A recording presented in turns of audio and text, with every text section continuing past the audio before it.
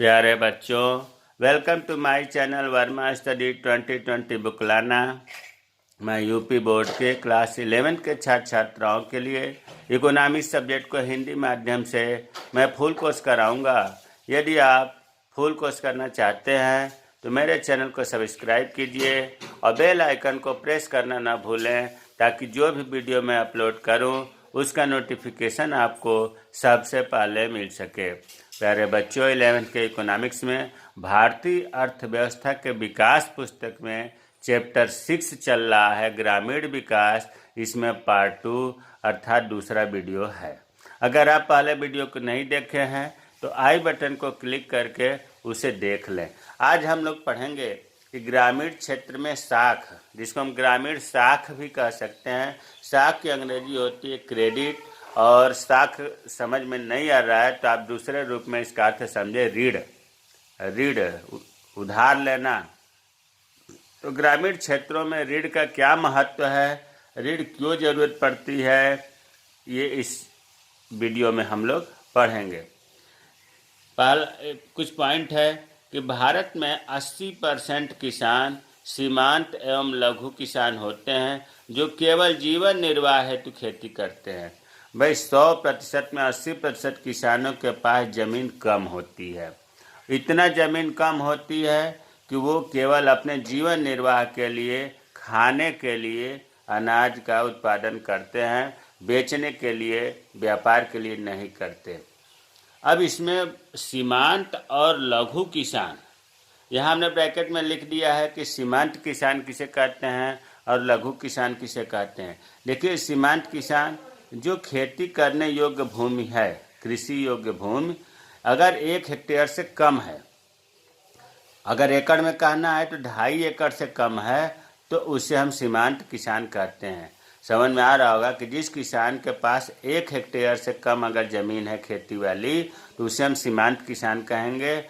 और अगर कोई किसान है, अगर उस पर खेती करने वाली ज़मीन 1 हेक्टेयर से अधिक और 2 हेक्टेयर से कम है, अगर एकड़ में कहें तो 5 एकड़ से अगर कम है, तो उसे हम लघु किसान कहते हैं।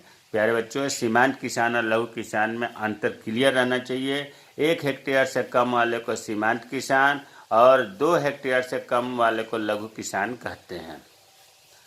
अब अगला पॉइंट, खेतों में फसल की बुआई और आय प्राप्ति के बीच एक लंबी अवधि होती है।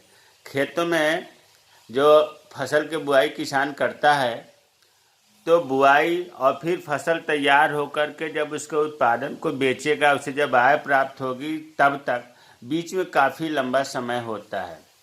और पढ़ने से पहले मैं ऐसे ही बता दूं कि बुआई से लेकर के फसल की और फसल के उत्पादन को बेचने तक जो लंबी अवधि है, इस बीच में किसान के पास पैसे नहीं होते हैं।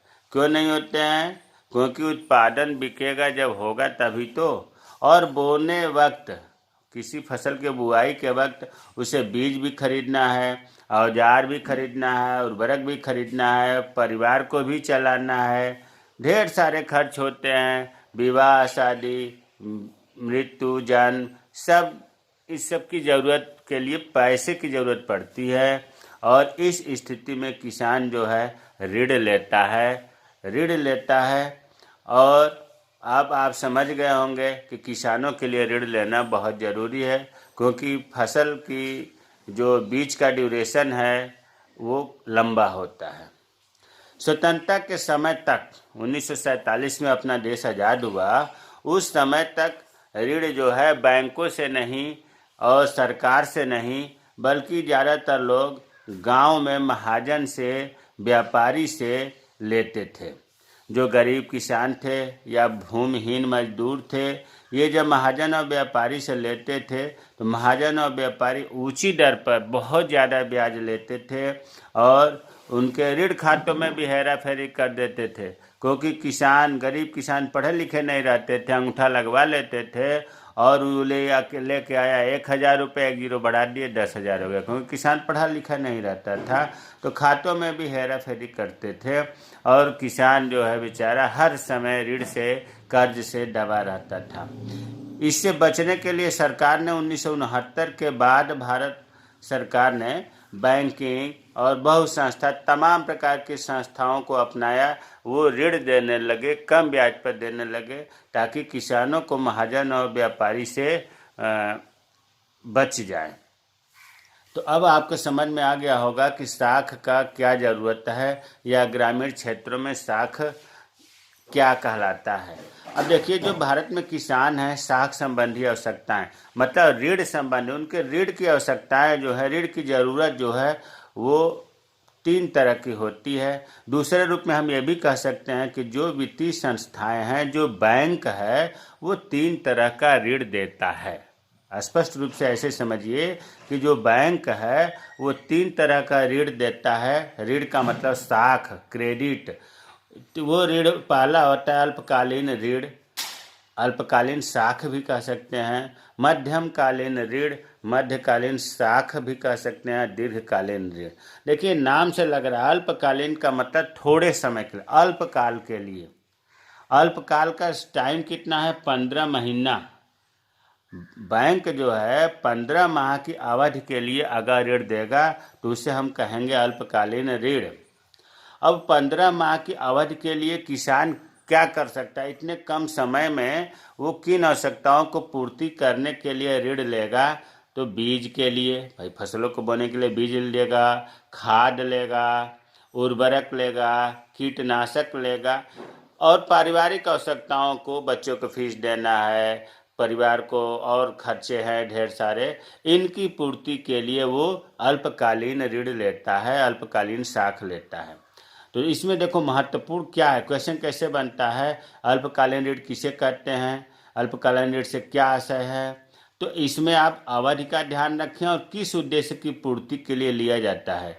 तो अल्पकालीन ऋण हमें समझ में आ गया होगा, उम्मीद है कि 15 माह की अवधि के लिए होता है और छोटे मोटे कार्यों के लिए बीज, खाद, उर्वरक, कीटनाशक, पारिवारिक आवश्यकताओं की पूर्ति के लिए किसान अल्पकालीन ऋण लेता है। अब मध्यमकालीन ऋण 15 माह से अधिक लेकिन 5 वर्ष से कम ऋण लेगा तो उसे कहा जाएगा मध्यमकालीन ऋण। अगर किसान की दृष्टि से कहेंगे तो लेगा, बैंक की दृष्टि से कहेंगे तो ये कहेंगे कि 15 माह से अधिक पर 5 वर्ष से कम अगर ऋण बैंक देता है तो उसे मध्यमकालीन ऋण कहते हैं। तो थोड़ा सा भाषा चेंज हो जाता है, बैंक देगा और उपभोक्ता लेगा। तो अगर उपभोक्ता की दृष्टि से कह रहे हैं तो ये इस तरह से कहेंगे कि 15 माह से अधिक और 5 वर्ष से कम किसान अगर लेता है तो उसे हम कहते हैं मध्यमकालीन ऋण। यह किस उद्देश्यों के लिए लेता है? पशु खरीदने के लिए, कृषि उपकरणों को खरीदने के लिए, कुआं खुदवाने के लिए, बाड़ लगाने के लिए, भूमि सुधार के लिए। मतलब अल्पकालीन से थोड़ा सा इसमें ज़्यादा खर्चा होगा, ज़्यादा पैसे लेने पड़ेंगे, और जब ज़्यादा पैसे लेंगे तो ज़्यादा दिन में देगा, इसलिए टाइम इसका बढ़ गया 15 माह से अधिक और 5 वर्ष से कम। तीसरा है दीर्घकालीन ऋण। ये दीर्घकालीन के लिए लिया जाता है, लंबे समय के लिए लिया जाता है, कम से कम 5 वर्ष से 20 वर्ष तक के लिए, 5 वर्ष से 20 वर्ष तक के लिए अगर ऋण लेंगे तो दीर्घकालीन ऋण। इसमें ज़्यादा अमाउंट लिया जाता है, ज़्यादा बड़े काम होते हैं, तब ज़्यादा दिन में उसे देना पड़ता है। काहे लिए? इसका उद्देश्य है पुराने कर्जों को चुकाने के लिए। अगर पुराना कर्जा ज़्यादा हो गया है तो दीर्घकालीन ऋण कर ले करके उसे चुकाया जाता है। भूमि खरीदने के लिए, ट्रैक्टर खरीदने के लिए, भूमि पर स्थायी सुधार करने के लिए दीर्घकालीन ऋण लिया जाता है। तो हमें उम्मीद है कि ग्रामीण साख 3 प्रकार का होता है, आपको समझ में आ गया होगा। अब आगे देखते हैं ग्रामीण क्षेत्र में साख के मुख्य स्रोत। कहाँ से ऋण मिलेगा? जो अभी आपने देखा अल्पकालीन ऋण, मध्यमकालीन ऋण देखा, कहाँ से मिलेगा? तो इसके लिए 2 स्रोत है, संस्थागत स्रोत और गैर संस्थागत स्रोत। गैर संस्थागत को निजी स्रोत कहते हैं। पहले हम गैर संस्थागत पढ़ लेते हैं। देखिए, इसमें गांव में जो पहले स्वतंत्रता से पहले जिनकी बात मैं कर रहा था, महाजन, साहूकार, जमींदार, गांव का व्यापारी इत्यादि, इन सब के हम कहते हैं गैर संस्थागत स्रोत। और संस्थागत स्रोत सरकार, सहकारी समिति को ही सहकारी साख समिति भी कहते हैं, व्यापारिक बैंक, भूमि विकास बैंक का एक और नाम है भूमि बंधक बैंक, कृषि वित्त निगम, क्षेत्रीय ग्रामीण बैंक, स्वयं सहायता समूह, इसको अति लघु साख कार्यक्रम भी कहते हैं, नाबार्ड। ये जो 8 हमने लिखा है ये संस्थागत स्रोत हैं, सरकारी स्रोत हैं। अब हम इनमें एक एक करके पढ़ेंगे। सबसे पहले हम इन सब को मिला करके जो निजी स्रोत है इनसे इनके बारे में इकट्ठे सबके अर्थात एक साथ इनसे क्या दोष था, इनकी जो कमियां थी स्वतंत्रता से पहले जो गैर संस्थागत स्रोत थे इनसे क्या दिक्कतें हुई, क्या लाभ हुआ, इसके बारे में देख लेते हैं। गैर संस्थागत स्रोत में वह कोई उदार व्यक्ति नहीं होता। जो अभी आपने देखा महाजन, साहूकार, व्यापारी, ये उदार व्यक्ति नहीं होते थे। ऋण तो देते थे, इनका उद्देश्य पैसा कमाना होता था। दूसरा है वह भावी ब्याज मूलधन देने से पूर्व ही काट लेता था। गैर संस्थागत स्रोत में ये हुआ जैसे मान लो कोई 10,000 रुपये लेने गया और उसे 1 साल के लिए कहा कि हम लेंगे और 1 साल का ब्याज अगर 5,000 रुपये उसने मांगा तो 5,000 रुपये पहले ही ले लेता था, अर्थात उसे 5,000 रुपये ही देता था किसान को। तो वही चीज़ है, वह भावी ब्याज मूलधन देने से पहले ही काट लेता था। इतनी तानाशाही थी। ऋणियों के खाते में कुछ रुपया आकस्मिक खर्च के नाम पर डाल देता था। देने वाले जो थे वो इतने चालाक होते थे कि कुछ रुपए आकस्मिक खर्च के लिए मतलब अटेंडम खर्च के लिए उसे दे देता था कि हम तुम्हारे भलाई के लिए कुछ खर्चे दे रहे हैं। अनपढ़ जो ऋणी थे, जो लेने वाले थे, कोरे कागज पर अंगूठा का निशान वो ले लेते थे महाजन और साहूकार, और बाद में वास्तविक रकम से अधिक वसूल करते थे। क्योंकि अनपढ़ था, अंगूठा तो लगा दिए, ऊपर कितना लिखा है उन्हें समझ में नहीं आता था। लिए 10,000, बाद में उनसे मांगने लगा 20,000। ये चीज़ है। उसकी ब्याज की दर ऊंची होती थी। वो जो ब्याज दर देते थे आपने देखा कि कोई उदारता नहीं दिखाते थे वो ऋण दे करके। उनका उद्देश्य पैसा कमाना होता था। ब्याज खूब महंगा देते थे और चक्रवृद्धि दर से लगाते थे। चक्रवृद्धि दर का मतलब है कि ब्याज जो हुआ उस पर भी ब्याज लगाते थे। वह विवाह, मृत्यु, मुकदमा आदि के लिए ऋण देता था। ऋण देने में कोई देरी नहीं करता था। ये जो निजी स्रोत है ये हर क्षेत्र में ऋण दे देते थे। ऋण देने में मना नहीं करते थे क्योंकि लाभ कमाना हो तो उद्देश्य रहता था। अवधि बीत जाने पर भुगतान के लिए जोर नहीं देता था। उलझन वाले प्रश्न नहीं पूछता। निजी स्रोत के जो व्यक्ति थे अगर 1 साल के लिए कोई ऋण लिया, 1 साल बीत जाता था तो भुगतान के लिए मांगता नहीं था। वो जोर नहीं देता था कि जल्दी पेमेंट करो, और ना ही उसे टीका टिप्पणी उलझन वाले पर्सन नहीं। क्यों? वो चाहता था कि अधिक से अधिक ये और दिन तक रखे। तो अब आप देख रहे होंगे कि निजी स्रोत से साहूकार महाजन ऋण के स्रोत के रूप में तो महत्वपूर्ण थे, और वो किसानों को बिना जमानत के, बिना किसी भी कार्य के, बिना किसी मतलब हर समय उनको ऋण मिल जाता था पहले। लेकिन आप देख रहे हैं कि ढेर सारी समस्याएं इसमें भी आई। अब संस्थागत स्रोत जो सरकार ने शुरू किया, जो संस्थागत स्रोत कहलाए, इसमें पहले नंबर पर है सरकार, गवर्नमेंट। सरकार भू सुधार ऋण अधिनियम 1883 के अंतर्गत दीर्घकालीन ऋण देती है, और कृषक ऋण अधिनियम 1884 इसके 1 साल बाद शुरू हुआ कि अधीन अल्पकालीन ऋण देती है। ये तो रटने की चीज़ है कि सरकार जो है भू सुधार ऋण अधिनियम 1883 के अंतर्गत दीर्घकालीन ऋण, अभी आपने देखा दीर्घकालीन ऋण 5 वर्ष से 20 वर्ष तक, और कृषक ऋण अधिनियम 1884 के तहत अल्पकालीन ऋण, इसका टाइम है 15 माह तक के लिए देती है। दूसरा है सहकारी समिति, इसी को सहकारी साख समिति भी कहते हैं। सहकारी समिति या सहकारी साख समिति ग्रामीण स्तर पर जो है उसे कहते हैं प्राथमिक साख समितियां। जिले स्तर पर जो है वो केंद्रीय सहकारी समितियां। राज्य स्तर पर जो है उन्हें राज्य सहकारी बैंक कहते हैं।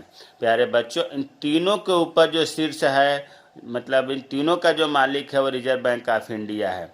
यहाँ एक चीज़ मैं क्लियर कर देना चाहता हूँ कि RBI, reserve bank of India जो है, ये डायरेक्ट किसानों को साख नहीं देता है, मतलब ऋण नहीं देता है। ये ग्रामीण स्तर पर, इससे जिला स्तर पर केंद्रीय से, राज्य स्तर पर राज्य सहकारी बैंकों के माध्यम से RBI देता है। ये क्यों दिया जाता है? कृषि विकास के लिए, ग्रामीण विकास के लिए कम ब्याज दर पर ऋण उपलब्ध कराते हैं सहकारी समितियां या सहकारी साख समितियां। ये चीज़ हमें समझ में आ गया होगा कि ग्रामीण स्तर पर ये प्राथमिक साख समितियां, जिला स्तर पर केंद्रीय सहकारी समितियां, राज्य स्तर पर राज्य सहकारी बैंक जो है किसानों को ऋण देते हैं। तीसरा है व्यापारिक बैंक। व्यापारिक बैंक ढेर सारे बैंक हैं, जैसे स्टेट बैंक है, भारतीय स्टेट बैंक है, इलाहाबाद बैंक है, तमाम बैंक है। ये भी अल्पकालीन और दीर्घकालीन दोनों प्रकार के ऋण प्रदान करते हैं। चौथा भूमि विकास बैंक, बहुत महत्वपूर्ण है। देखिए, विकास के जगह पर हम बंधक भी कह सकते हैं, भूमि बंधक बैंक। तो कहीं विकास लिखा है, कहीं बंधक लिखा है, तो कन्फ्यूजन मत होइएगा। विकास और बंधक पर्यायवाची है इस बैंक के संदर्भ में। तो भूमि विकास बैंक दो प्रकार के होते हैं, प्राथमिक भूमि विकास बैंक, हम इसे यह भी कह सकते हैं प्राथमिक भूमि बंधक बैंक, और दूसरा होता है केंद्रीय भूमि विकास बैंक या केंद्रीय भूमि बंधक बैंक। ध्यान दो, दोनों में बहुत ही अंतर है और पूछा जाता है। प्राथमिक भूमि विकास बैंक, ये बैंक किसानों को प्रत्यक्ष रूप से संबंध रखते हैं, मतलब किसानों को ऋण देते हैं। कौन देता है? प्राथमिक भूमि विकास बैंक। केंद्रीय भूमि विकास बैंक जो है, ये किसानों को ऋण नहीं देता है, बल्कि ये जो प्राथमिक भूमि विकास बैंक है उनका निरीक्षण करता है। प्राथमिक भूमि विकास बैंक को वित्तीय सहायता प्रदान करता है। तो ये चीज़ आपको अंतर क्लियर होना चाहिए कि प्राथमिक भूमि विकास बैंक किसानों को प्रत्यक्ष रूप से ऋण देता है, जबकि केंद्रीय भूमि विकास बैंक जो है ये किसानों को ऋण नहीं देता, बल्कि प्राथमिक भूमि विकास बैंक का निरीक्षण करता है और प्राथमिक भूमि विकास बैंक को वित्तीय सहायता प्रदान करता है। नोट करके इसमें एक और महत्वपूर्ण जानकारी है कि भारत में राज्य स्तर पर केंद्रीय भूमि विकास बैंकों का, राज्य स्तर पर और खंड लेवल पर, तहसील लेवल पर, जिला लेवल पर प्राथमिक भूमि विकास बैंकों का गठन किया गया है।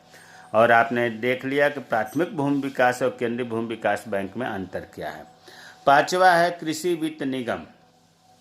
कृषि वित्त निगम, देखिए इम्तहान में साख से तो पूछ ही सकता है क्वेश्चन कि साख किसे, ग्रामीण साख किसे कहते हैं, ग्रामीण साख के स्रोतों का वर्णन करिए। कभी कभी घुमा देता है, ऐसे पूछ सकता है कि ग्रामीण विकास में बैंकों का क्या योगदान है, ग्रामीण विकास के लिए बैंकिंग व्यवस्था का क्या योगदान है। तो जब बैंकिंग व्यवस्था पूछ देगा तो इसमें अभी आपने देखा व्यापारिक बैंक, भूमि विकास बैंक, क्षेत्रीय ग्रामीण बैंक, नाबार्ड, जो बैंक हैं इनके बारे में आपको मतलब क्वेश्चन घुमा सकता है, अलग अलग भी पूछ सकता है।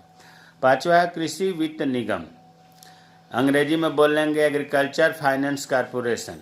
ये 1968 में 68 में कृषि वित्त निगम की स्थापना हुई थी और इस निगम का मुख्य उद्देश्य यही था कि कृषि कार्यों के लिए वित्तीय साधन प्रदान करेगा जो तकनीकी दृष्टि से उच्च होंगे, जो हाई फाई कृषि कार्य करेंगे, जो तकनीकी दृष्टि से वैज्ञानिक ढंग से बड़े पैमाने पर खेती करेंगे, उसे कृषि वित्त निगम जो है ऋण देगा, साख देगा।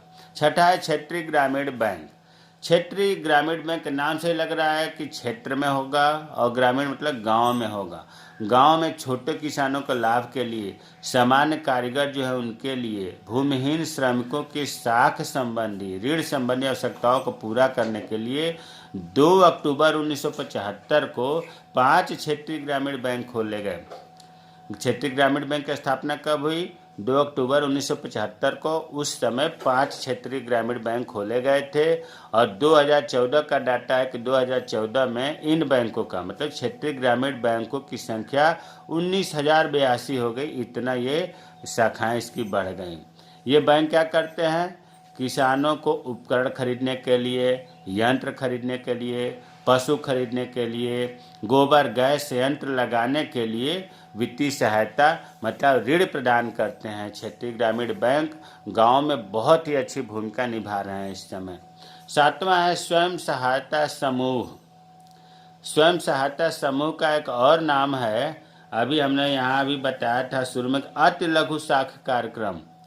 अति लघु साख कार्यक्रम को ही हम स्वयं सहायता समूह कहते हैं। ये जो है इसके अंदर क्या होता है कि गांव में 20 लोग, 15 लोग, 25 लोग आपस में विचार करके एक कमेटी बनाते हैं, एक समूह बनाते हैं और इसमें हर महीने प्रत्येक सदस्य न्यूनतम अंशदान, मतलब उसमें तय रहता है कि इतने रुपए हर महीने जमा करना है। जितने सदस्य होंगे सब उसमें रुपए जमा करेंगे और जो एकत्रित राशि हो जाएगी उसमें से जिस व्यक्ति को जरूरत पड़ेगी ऋण लेने के लिए उसे ऋण देगा स्वयं सहायता समूह। और इस ऋण की राशि जो है छोटी छोटी किस्तों में लौटाने के लिए इसमें निर्देश रहता है और ब्याज की दर भी उचित रखी जाती है। जो ब्याज मिलता है इस एकत्रित राशि में ही जोड़ा जाता है। तो हमें उम्मीद है कि स्वयं सहायता समूह समझ गए होंगे। ये गांव में आजकल खूब चल रहा है। 10 लोग 20 लोग मिल करके 1,000 रुपये महीने लगाए, मान लो 20 लोग हैं तो महीने में 20,000 हो गया। अब साल भर में 2,40,000 हो गया। अब 2,40,000 में किसी को 50,000 की ज़रूरत है, किसी को 1,00,000 की ज़रूरत है, तो वो कमेटी वो समूह दे देगी और 2% 3% उससे ब्याज लेगी और जब तक वो पैसे वापस नहीं करेगा ब्याज मिलेगा और उस कमेटी की जो एकत्रित राशि उसमें मिलाया जाएगा। इसे स्वयं सहायता समूह कहते हैं। 8वां महत्वपूर्ण, सबसे महत्वपूर्ण अगर हम कहें स्रोतों में, मतलब साख स्रोत में नाबार्ड है। नाबार्ड अलग से भी खूब पूछा जाता है कि नाबार्ड की स्थापना कब हुई, नाबार्ड का पूरा नाम क्या है, नाबार्ड के कार्य क्या है, अलग से भी पूछा जाता है प्यारे बच्चों। तो ये वेरी इम्पॉर्टेंट, मतलब बहुत महत्वपूर्ण है नाबार्ड। देखिए इसकी स्थापना 12 जुलाई 1982 को हुई थी। इसका पूरा नाम है राष्ट्रीय कृषि एवं ग्रामीण विकास बैंक। नाम से ही लग रहा है कि यह कृषि पर जोर देगा और ग्रामीण विकास पर जोर देगा। यह बैंक जो है, और बैंक लगा है तो बैंक भी है, यह बैंक जो है खेती पर और ग्रामीण विकास पर जोर देगा। अंग्रेजी में नाबार्ड को NABARD, इसका फुल फॉर्म है national bank for agriculture and rural development. Hindi में भी हमने लिख दिया, अंग्रेजी में भी लिख दिया, जो आपको सहूलियत हो उसे आप याद करें। अब कृषि के विकास के लिए या ग्रामीण के विकास के लिए कैसे साख की व्यवस्था करता है, कार्य क्या करता है, तो देखो बच्चों 5 कार्य है। 5 कार्य आप पढ़ेंगे तो ऐसा लगेगा कि कठिन है, लेकिन आप थोड़ा सा अगर ध्यान दे देंगे तो बहुत आसानी से याद हो जाएगा उस टेक्निक से। पहले तो आप ये देखो कि 3 तरह का ऋण ये देता है। अल्पकालीन साख, इसीलिए हमने काले से लिखा, मध्यमकालीन साख भी देता है और दीर्घकालीन ऋण भी देता है। क्लियर हो गया। अल्पकालीन साख जो है अभी आपने पीछे पढ़ा कि 15 महीने के लिए होता है, लेकिन ये बैंक है, बड़ा बैंक है, खेती और ग्रामीण विकास के लिए दे रहा है तो ये 18 महीने के लिए देता है। क्लियर। अल्पकालीन साख 18 महीने के लिए देगा नाबार्ड। और किसको देगा ये महत्वपूर्ण चीज़ है। 3 चीज़ याद करना है, अवधि और अल्पकालीन है कि मध्यमकालीन है कि दीर्घकालीन, और किसको देगा। तो पहला आप याद करो राज्य सहकारी बैंकों को, दूसरा याद करिए प्रादेशिक ग्रामीण बैंकों को, और तीसरा अन्य वित्तीय संस्थाओं को देगा। अगर आपने पहला याद कर लिया तो इसी के आधार पर 3 आपको निकल जाएंगे। अभी हमने बताया कि अल्पकालीन ऋण देगा 3 लोगों को देगा, राज्य सहकारी बैंक को, प्रादेशिक ग्रामीण बैंक को, अन्य वित्तीय संस्थाओं को। अब मध्यमकालीन ऋण में ये आपको अभी पढ़े थे कि मध्यमकालीन ऋण जो है 15 महीने से 5 वर्ष के लिए, लेकिन ये कृषि के विकास के लिए तो ज़्यादा महीने के लिए देता है। मध्यमकालीन ये देगा 18 महीने से 7 वर्ष के लिए, 2 साल बढ़ा देता है। ये चीज़ क्लियर हो गया। और आपने जो अल्पकालीन साख में पढ़ा था कि जिसको जिसको देगा वही उन्हीं संस्थाओं को मध्यमकालीन ऋण भी देगा।